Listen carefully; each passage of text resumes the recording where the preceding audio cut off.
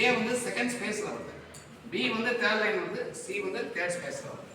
இதுதான் ஸ்கேல். இதுக்கு பேர் தான் சி மேஜர் ஸ்கேல். நீங்க வாசிக்கிறீங்களா, அதான் அந்த ஸ்கேல். இதோடைய கவுண்டிங் வந்து meaning meaning meaning meaning meaning meaning meaning எல்லாமே மினிங் தான் இருக்கு. மினிங் தான் எத்தனை பீட் தான் போடுது. மினிங்னா 2 பீட் இருக்கு. நான் நடந்து வச்சிருக்கேன் நோட்ல ட்ரிபிள் கிளாக் இங்க வாமா ஏமா ட்ரிபிள் கிளாக் இங்க இருந்து ஸ்டார்ட் ஆகுது. ட்ரிபிள் கிளாக் எந்த இடத்துல நான் ஸ்டார்ட் பண்ணேன், எந்த லைன் இருந்து ஸ்டார்ட் ஆகுது, அது ஒரு formula. the second line start ஆகி ஃபர்ஸ்ட் லைன் ஃபினிஷ் பண்ணி ஃபிஃப்த் லைன் நீங்க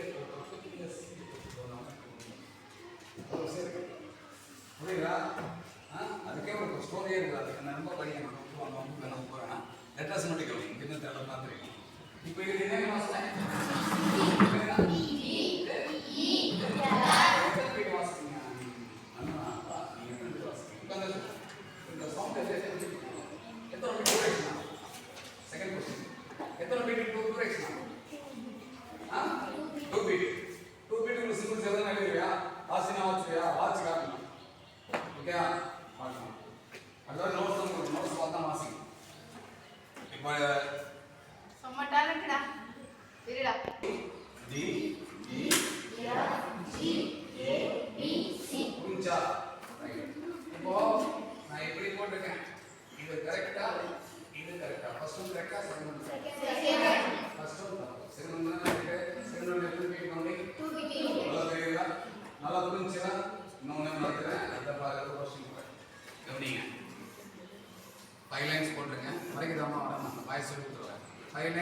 ஸ்பேஸ் ஸ்பேஸ்ல டாட் வச்சிருக்கேன்.